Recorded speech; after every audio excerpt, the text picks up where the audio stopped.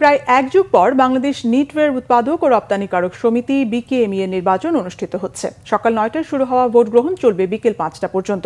রাজধানীর Bangla motor BKME ভবনে, এই নারায়ণগঞ্জের চাষাড়ায় বিকেএমই ভবনে চলছে ভোট গ্রহণ।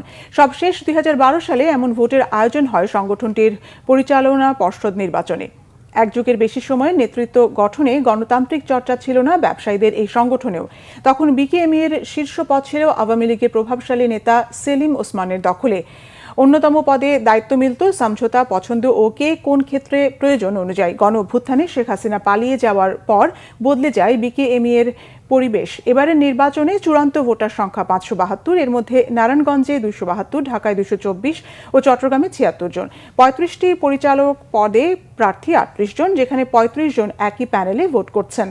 প্রোগ্রেসিভ নিট অ্যালায়েন্স নামের জোটের নেতা মোহাম্মদ হাতেম নির্বাচিত পরিচালকদের মধ্য থেকে পরে বিকেএমই এর সভাপতি, নির্বাহী সভাপতি এবং ৭ জন সহ সভাপতি সহ ৯ জন নির্বাচিত হবেন।